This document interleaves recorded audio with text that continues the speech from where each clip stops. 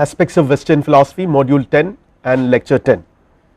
This lecture will focus the following topics. We will try to understand the problem of the physical substance as it is explained in the philosophy of Rene Descartes, and in this context he introduces another notion, the concept of God, and again, like many of his predecessors, particularly like many of the scholastic philosophers, Descartes also comes up with certain proofs for the existence of God. And also in this context we will see the very important distinction which he maintains, or rather I would rather say that this is a very important problem which Descartes has initiated. It is not that Descartes has introduced it. Descartes actually has not introduced the mind body dualism into Western philosophy. It has been there since the time of Plato or even before that, but in Descartes we would find a culmination of the discussions. All the implications of mind body dualism have been brought out in Descartes' philosophy. So we will conclude this lecture with a brief analysis of mind body dualism. So when we talk about reality, we have been already examining all these concepts in the previous lectures. So roughly we can say that this the ontology of reality, these are the three important substances that we find when we talk about reality in this context. There is the mind, then the God, and then the body. There is a certain reason why I follow this order. I began with mind because as in the previous lecture we have seen, Descartes has already proved the existence of the mind. He is pretty sure about its existence, and for him I am a thinking substance. So far he has not only proved that, so the existence of the mind gains a kind of precedence, or it comes first before all other things, which is followed by the existence of God, and again after that, with the help of proving the existence of God, Descartes proves the existence of body or physical substance, or the entire existence of the physical world, material world, is proved as a third step. So these three constitute roughly the domain of reality for Descartes, or what we normally understand as the substances. Now as I already mentioned, the mind is the beginning. The affirmation of the mind is the beginning of all knowledge. We have already seen this, because Descartes was looking for a starting point, an absolutely certain indubitable starting point in philosophy. So if you have that starting point in philosophy, that would function as an axiom, something which is very similar to an axiom in mathematics, from where we deduct everything else. So all knowledge system is in one sense based on this beginning, and mind is that beginning. And now the method of deduction is applied, and everything else is derived from this primary truth, and everything else is known by the mind by having ideas. So mind is very important, because all knowledge, even when I know that there is a camera in front of me or there is a computer in front of me, this does not directly or immediately imply that there is an object called a camera or a computer in front of me. It only means that I have an idea of a computer or I have an idea of a camera. So what is absolutely certain for me is the existence, or me having ideas. I am having ideas, which further implies that there is a mind which has ideas, or I am a mind, I am a thinking substance which entertain or which has ideas. There is nothing more easily or clearly apprehended than my own mind. So because in every process of apprehension, whatever you know, whatever you comprehend, whatever you understand, even when you doubt, the mind is presupposed. So there is nothing that is so immediately and so clearly known like the mind. So mind is the absolute starting point for Descartes. But this importance given to the mind, both as a starting point and also as your central concept in his philosophical enterprise, immediately leads to a kind of threat, the threat of solipsism. Solipsism is a situation which says that there is only my mind and its ideas that exist, nothing else in this world. The world as such is not real, There is only one thing in this world, that is my mind, everything else is my creation or the creation of my mind. So this is the problem. So cogito ergo sum, which I think therefore I exist, the cogito, the mind, the thinking substance, prevents the systematic doubt from leading to skepticism. That is true. In one sense, cogito is the end point of your doubt. As we have already seen in the previous lecture, Descartes begins with a kind of methodological doubt, a kind of systematic doubt, but it ends somewhere. It is not that skepticism takes you to eternity, so that you are nowhere, you are lost completely. No, it ends in a definite place with the cogito. The discovery of the cogito is the end point of your skepticism, but there are issues. This does not rule out the threat of solipsism. You might encounter a very peculiar, a different kind of, or even a more serious danger now, because though you can talk about everything, you ultimately have not assured that there is a world that exists outside. I exist as a mind with my own thoughts, the only certain thing for me, and this may lead to solipsism. My mind with its thoughts is the only thing that exists, the only reality that exists. So this situation is not, in one sense it cancels all human enterprises, all philosophy, all literature, all arts, all science, everything is cancelled, because there is no meaning. To overcome solipsism thus becomes a very important problem, and to prove that something else exists besides one's own mind and its thoughts.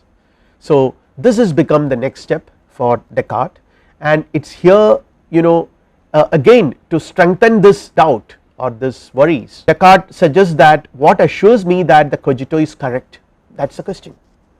See, when I opened my eyes, I could see a world around me, I experienced the world around me in different ways, different sensations and feelings and emotions, they are all there, and I could see colors and smells, I can experience colors and smells and taste and everything, but does it assure, I mean, there is a possibility that my cogito or the thinking substance which experiences all these things is making a mistake, it is not correct. What assures me that the cogito is correct? I could be a schizophrenic could see things which is actually, these things are not there, but still he or she might experience them by mistake. What makes an idea true and certain is its clarity and distinctness. So here Descartes comes up with a criterion to decide the truth of an idea. What makes an idea true and certain? So anything that is true and certain must be clear and distinct. There should not be any confusion about it, there should be immediate. In order to be certainly true, ideas must be self-evidently clear and distinct, like mathematical propositions. When you encounter a mathematical proposition, so there is no scope for any further doubt about it. Even in mathematics there is a possibility that we are deceived by an evil demon or god.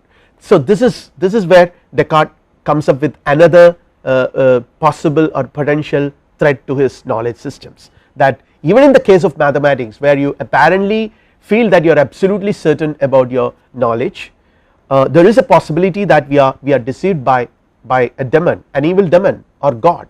It is possible that you might be thinking that this is like this, but actually it is not the case, you are being deceived. So even to this point you have not proved anything else but only the existence of the thinking substance or the cogito.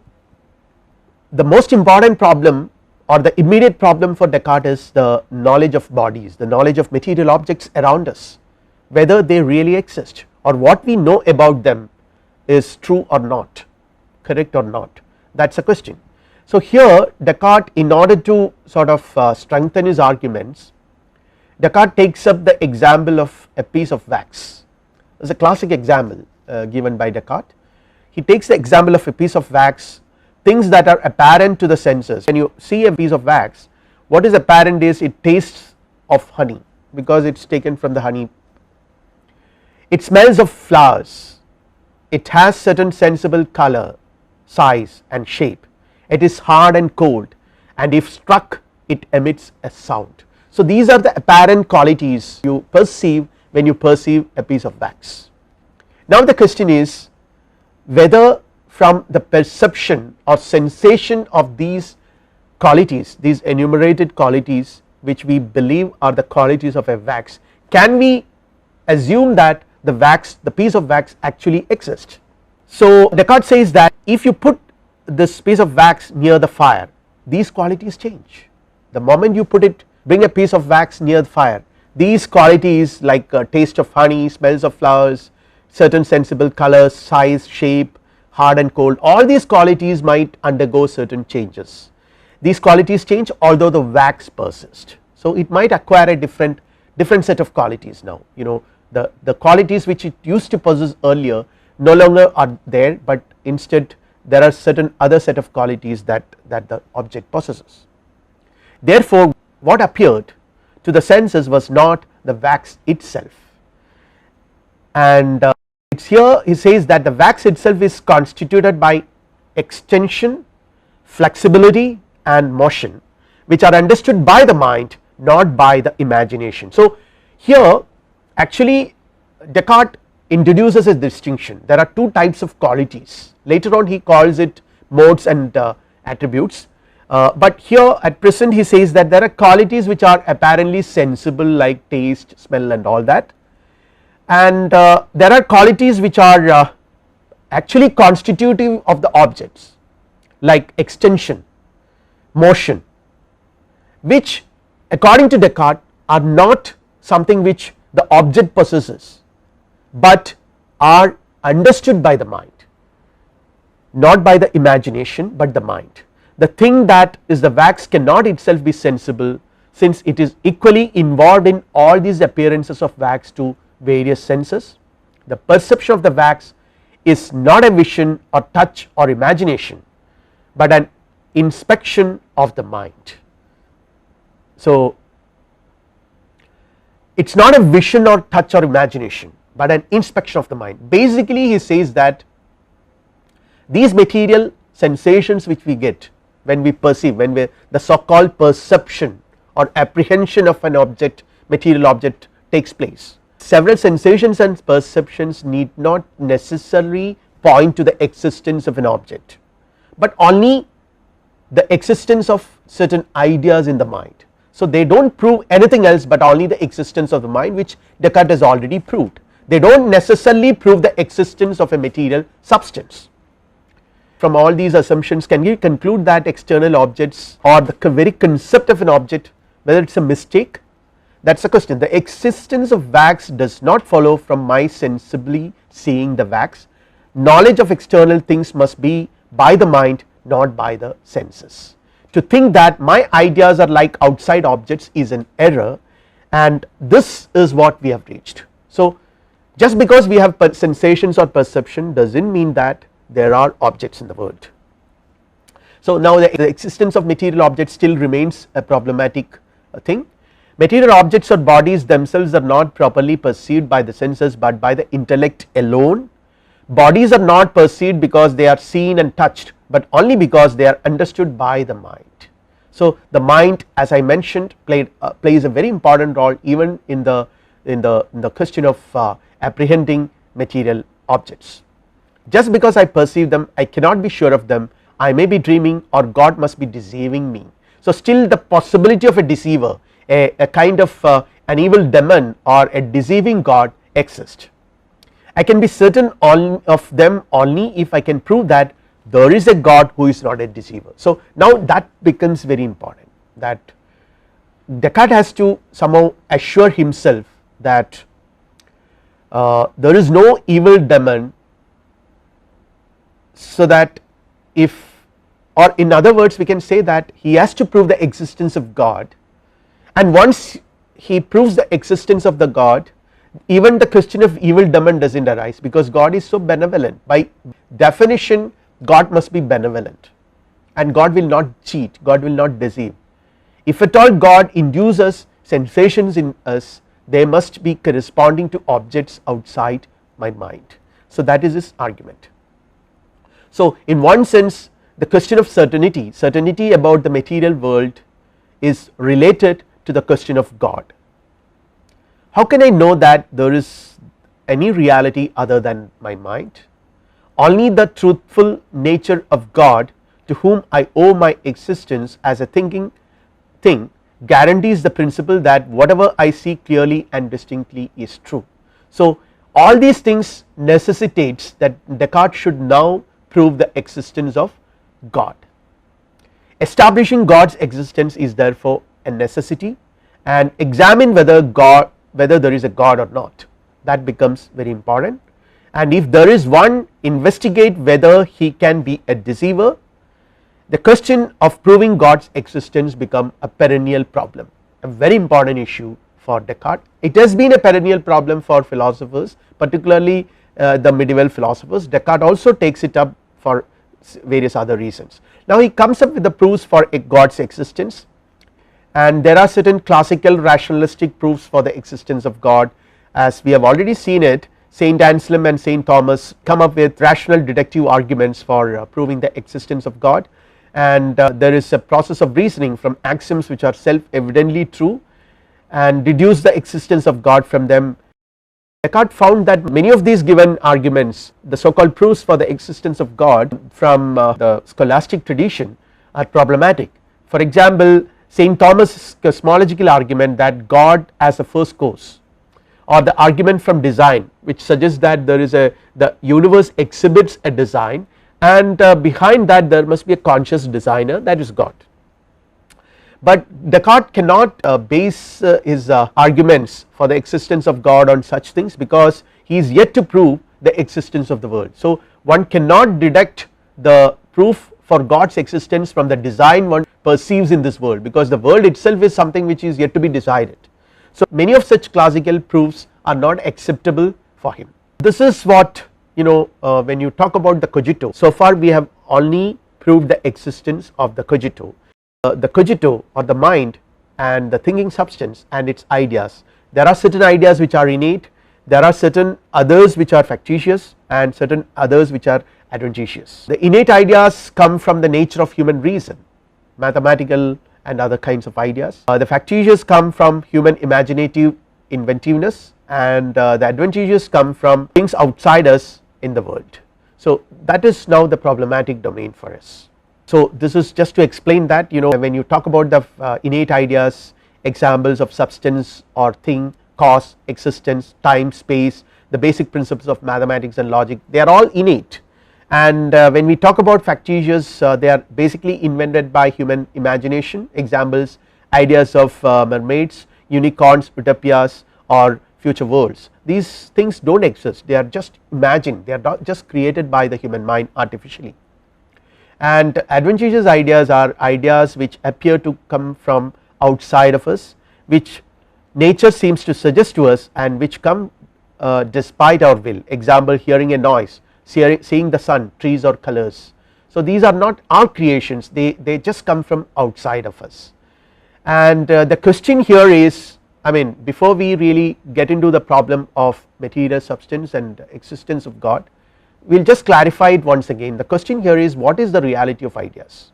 Ideas are present in our minds, hence they exist actually in our minds, they have actual or formal reality. And what are the ideas of, what they are about, what objects do they represent? Ideas are ideas of something, of objects. Ideas represent or refer to objects, they have objective reality. So this is what Descartes was trying to assert, and in this context let us examine the idea of God. So he says that except for the idea of God, all other ideas could be fictitious of my inventions. There is a reason for that. He says that all other ideas could be fictitious except the idea of God, because God is an existent substance possessing all positive qualities in the fullest degree of reality. The very concept of God, the very notion of God presupposes a substance that exists possessing all positive qualities in the fullest degree of reality. It is an infinite perfect being. God cannot be but infinite. If it is finite, it is not God. we are all finite human creatures, human beings are finite creatures, but God by very definition should be infinite, and since we are all imperfect, everything in this world we come across are imperfect creatures, imperfect objects, but God by definition should be perfect. He possesses the positive qualities of goodness, knowledge, power, duration to this perfect degree. So whatever qualities God possesses, these qualities God must be possessing in its infinite degree, all qualities. If there is goodness in God, there must be goodness in God, and in that case God must possess infinite goodness, infinite knowledge, infinite power, and everything in its perfect degree. So in this context Descartes initiates the first proof. The first proof says that it begins by saying that we have a clear and distinct idea of God, that I have a notion of God as something which is perfect, something which possesses all the qualities in its perfect degree.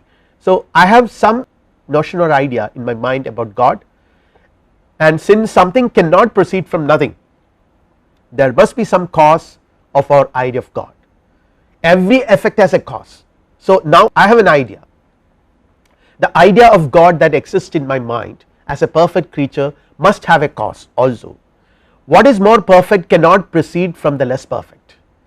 It is a perfect being, the idea of a perfect being which I have in mind, the cause of the idea cannot be something which is imperfect, since it is about a perfect being.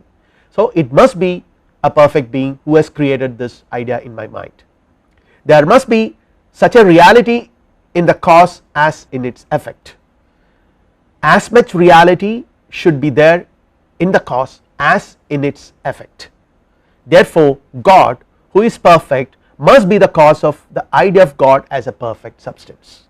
So since my idea of God is an idea of a perfect substance, the cause of this idea must be a perfect substance. So perfection can come out of perfection alone, that is the assumption. And now when you talk about the innateness of the idea of God, innate ideas are clear and distinct and are self evident to the mind. The idea of God is native to the mind, that is innate to the mind. God is the cause of this idea, and other ideas like the ideas of cause, substance, logic and mathematics are also imprinted on our mind by birth. They are absolutely certain truths, since God would not deceive us in what is self evident to the reason He has given us. So since God has imprinted these original ideas, these so called original ideas, certain truths like the cause, substance, logic and mathematics, they are there, they are innate to us, they are there from the very beginning, and God has imprinted them in my mind, and since God has imprinted them in my mind, God cannot deceive us. Now when we come to the second proof of God, what are the possible causes of my existence? That is the question. I could not have been the cause of my own existence.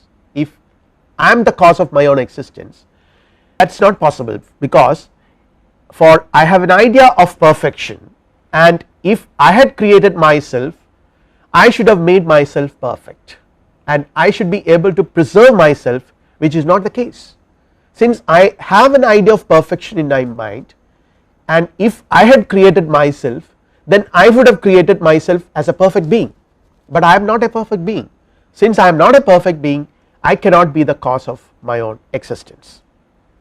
Therefore God exists as the only possible cause of my existence as a thinking substance. So that is the second proof. Now we come to the third proof. All the properties I clearly and distinctly conceive God to have truly belong to them. The clear and distinct idea of a perfect being includes the perfection of existence. To exist belongs to the nature of God as a perfect being. If God lacked existence, He would be less than perfect. See, this is something which you have already seen in the previous lectures, that since God is a perfect being, the idea of God is that of a perfect being, and perfection includes existence. So God exists. If God lacked existence, He would be less than perfect. So perfection includes existence, therefore God exists. So in this way Descartes proves the existence of God and also proved that God is not a deceiver, because God has imprinted these ideas on me, he cannot be a deceiver. Now with this he thinks that he can comfortably go ahead proving the existence of physical substance. No physical substance exists independently of my mind, because all substances I come to know about them through ideas which are mental. I have an idea of a substance that exists outside, so they never exist independent of my mind. Can I know this with certainty and know what the properties of a physical things are? That is a question now. Can I trust my senses? This is another question. Is the idea of physical substance my own creation? Is God the cause of this idea? So these are some of the questions which Descartes puts forward, and he says that I am not the cause, God is not the cause of these ideas in my mind. There must be actual substances outside in the world, the external world, and they cause these ideas in my mind. Of course it is God who have created those substances, created me as well, but the ideas which I get when I perceive an object is not caused by God but by that substance. I am not the cause, because I could not be the cause of physical objects since I am a thinking substance. Thinking or thought or mind and physical substance cannot, they are diametrically opposite substances. So I cannot be the cause of a material substance since I am a thinking substance. The effect must be like the cause. So a thinking substance, if at all it produces something which is of that nature. So a mind can have ideas, because ideas are not physical substances, but mind cannot produce a physical world that exists outside. The cause of the idea must be itself a physical substance, and God is not the cause, because God is not a deceiver. God would not deceive me by creating ideas of physical substances in my mind so that I think that there are physical substances that exist actually in the world. That is a kind of deception, and God cannot be a deceiver. God exists and is infinitely good, because as I have already mentioned, all qualities which we can conceive exist in God in its highest degree. So goodness should exist in God in its highest degree. God must be infinitely good. A substance or God who is infinitely good cannot be a deceiver, because deception is against goodness. He would not allow me to be deceived about everything that exists. God authenticates my sensory experiences. So the world of sensory experience, the physical world, the material substances, bodies exist objectively. God is good and God is not a deceiver. Since God is good, he will not act like a deceitful demon. God has given me such a strong inclination to believe in bodies that he would be deceitful if there were none, and God cannot be a deceiver. Therefore bodies exist, therefore physical world exists. Now this is a quote from Russell. We have seen that. So before we really I read it up, I will just summarize it. We have seen, in the previous lecture we have seen how Descartes began with a method of doubt, a process of doubting, methodological doubt everything that can be doubted, so that he can arrive at an indubitable starting point from where he can deduce everything else. So he went on doubting and finally reached a point where he proved the existence of the thinking substance or mind. And now the question is about the physical world, physical substances or bodies. Since you cannot directly prove the existence of the physical world, Descartes was trying to prove the existence of God on the one hand, and also to prove that God cannot be a deceiver. He has done it.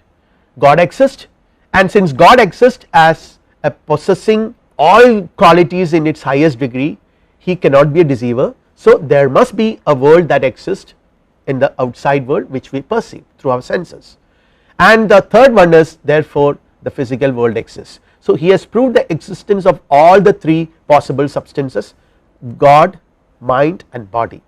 He would later on call God as the substance, the absolute substance, mind and body as relative or dependent substances. Now let us see what Russell says. Bertrand Russell in his History of Philosophy comments that the constructive part of Descartes' theory of knowledge, now onwards we can see that this is a constructive part, is much less interesting than the earlier destructive part. The earlier destructive part is doubting everything that can be doubted. It uses all sorts of scholastic maxims such as that an effect can never have more perfection than its cause, which have somehow escaped the initial critical scrutiny. No reason is given for accepting these maxims, although they are certainly less self evident than one's own existence, which is proved with a flourish of triumph. Plato's Theaetetus, Saint Augustine and Saint Thomas contain most of what is affirmative in the meditation. So Russell says that there are two aspects to Descartes' philosophy, Descartes' meditations. One is the destructive aspects, where he employs the methodological doubt, skepticism, and he almost questions, destroys the entire traditional scholastic philosophy. And as far as that aspect of his philosophical thinking is concerned, Descartes is remarkably original. When it comes to the constructive part, he is less interesting, because here he accepts almost all the maxims of scholastic philosophy without any reflection and constructs his own ideas about it. So now let us once again come to the old problem where we have begun with these three substances: mind, body and God, or in the correct order, mind, God and body, or in a more ontological order if you follow, God, mind and body. God is the absolute substance. I have already mentioned the three substances. Substance is one that so exists that it needs no other thing in order to exist. So that is the definition of a substance. It is something which does not need any other thing in order to exist, something which is absolutely independent. So that is the classical definition of a substance, which is actually provided, you will find this very similar to something of this sort in the classical Greek philosophy. In scholastic philosophy it is so strong, this notion of substance. In reality only one such substance, only one such being exists, that is God. Mind and body are relative or dependent substances. I have already mentioned this. Substances are non. How do you know a substance? How do you know something? You know something, you know a substance through its attributes, the qualities of that substance which are so essential to it, something which is characteristic of it. So he says that an attribute is the essential characteristic or property of substance, that which necessarily inheres in it, something without which you cannot conceive it, the substance. So that is an attribute. So you have three concepts here: substance, attributes and modes. I have already very briefly mentioned about it some time back. Attribute, as I mentioned, is the quality without which the substance cannot conceivably exist, but it can manifest itself in different ways or modes. For example, modes cannot be conceived without substance and attributes. So there is a kind of relationship between these three words: substance, attributes and modes. Substance cannot change its attributes, but it can change its modes. I will clarify this. For example, if you take physical substance, figure and motion are modes of extended substances or bodies. When you conceive a body, what is the attribute of the body? The most important characteristic feature which defines its very nature, without which the body cannot be conceived. Every body will have this. Without that, a thing will never qualify to be called as a body. So what is it? That is the attribute. So figure and motion cannot be attributes, they are only modes of existence. Then what is it? Extension is the attribute of body. Similarly, when you come to mind, imagination or will are modes of thinking, but thinking as such is the attribute. You cannot conceive of a mind which does not think. To be a mind is to think, and no other substances can think, only the mind can think. So mind and thinking are intimately related, they are almost synonyms, because thinking is the attribute of the mind, but imagination, willing, all these are modes of thinking.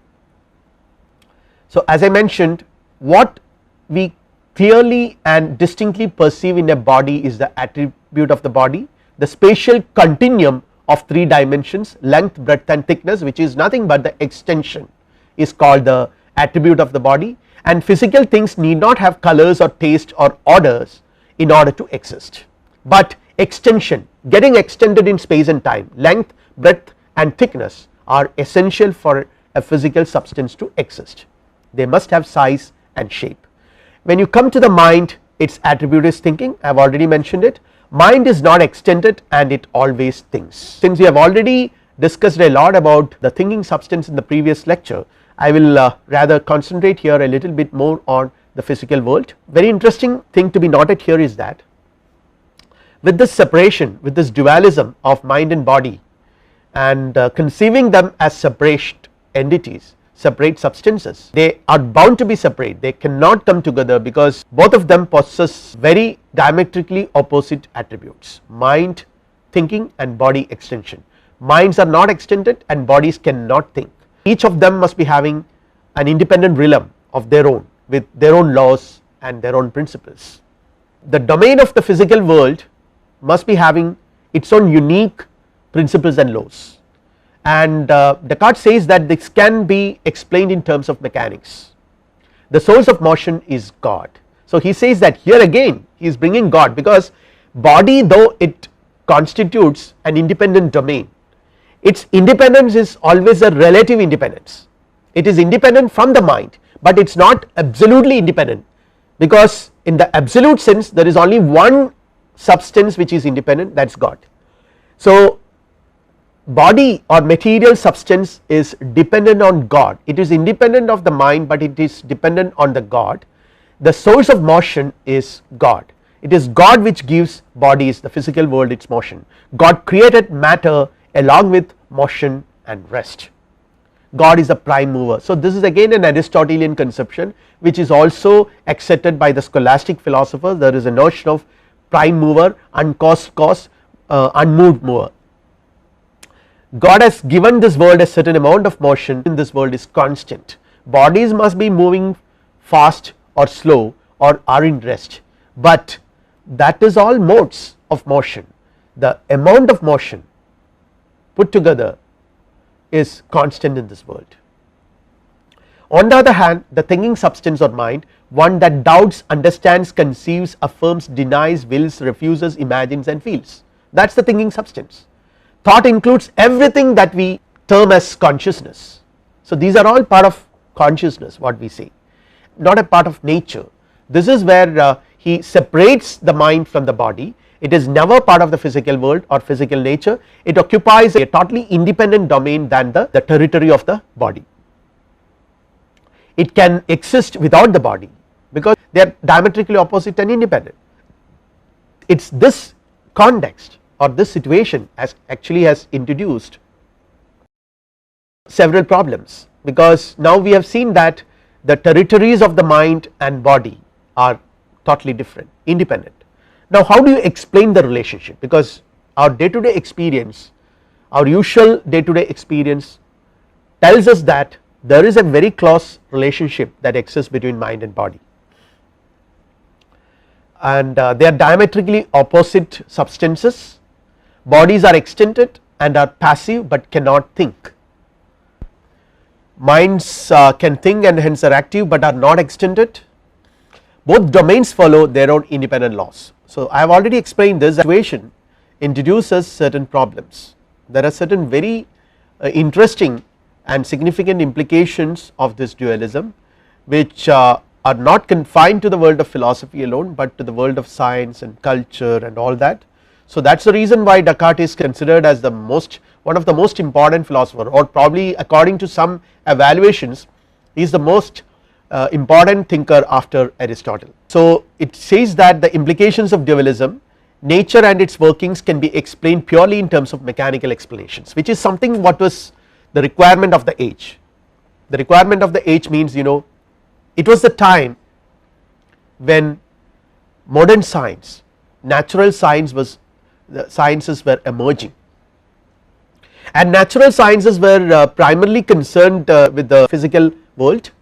So it requires a completely autonomous independent system of knowledge to be developed, completely free from the domain of mind, soul, God and other things, independent of religion, independent of the conception of revealed knowledge, which is so important in religion.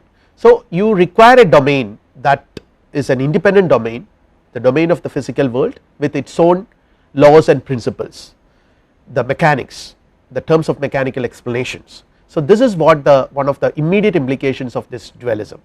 Physics proceeds its own laws, human body like the bodies of animals is a machine, follows the laws of mechanics. So this is another very important and very significant implication of this dualism.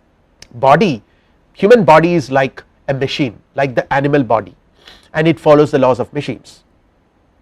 Heat in the heart is a moving principle, nerves are the organs of sensation and the muscles are the organs of motion. So everything explained in terms of mechanical principles and laws, it functions like a machine. So this is what Descartes dualism ultimately implies. There are certain advantages as well as disadvantages of this dualism, which we would be explaining in the course of our lecture further, but the main problem is that if they exist in diametrically opposite domains and territories, but that is not the case as far as our experience suggests a very close interaction, we have to somehow respect it.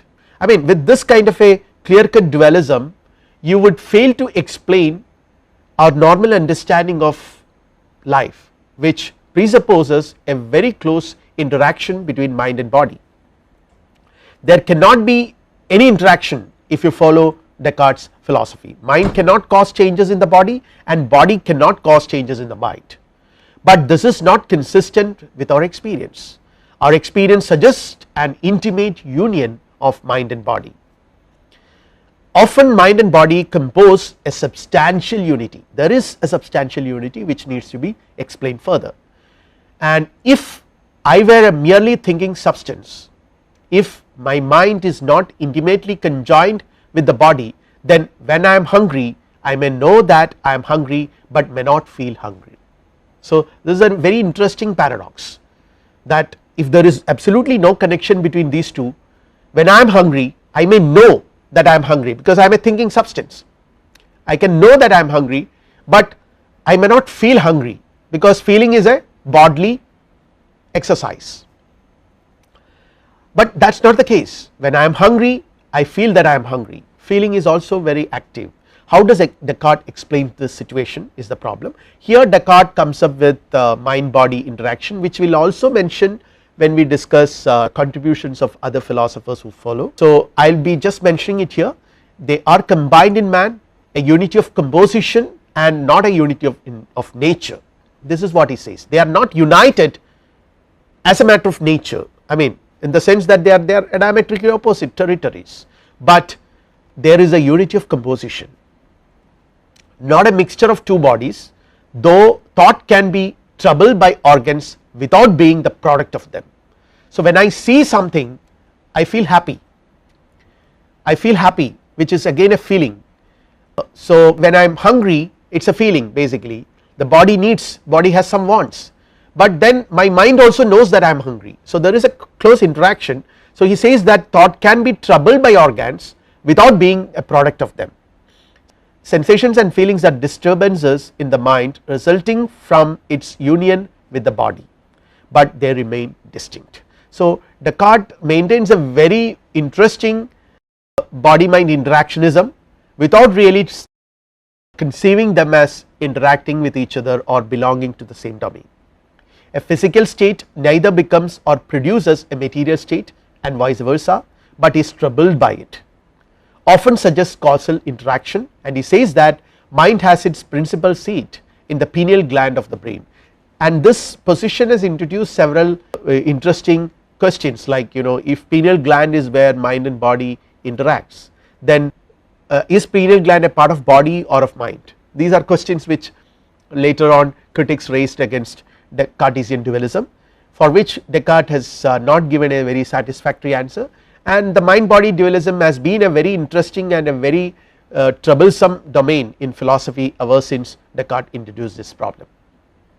to resolve the enmity between the new science and church. So in one sense this dualism helped in resolving the kind of enmity between the new science and the church, between rational knowledge based on sense observation which science emphasizes, and divine revelation which is the model of knowledge in religion. So these two things apparently go in two different directions and contradict each other, but Cartesian dualism in a sense helped the Western European intellectual tradition to resolve this problem.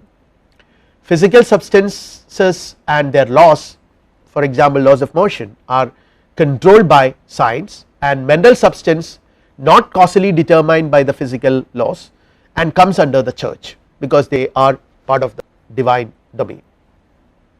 A compromise and reconciliation between the church and the scientist was possible with this. So here I just quote Anthony Kenny, who makes a very interesting observation which would also summarize Descartes' position.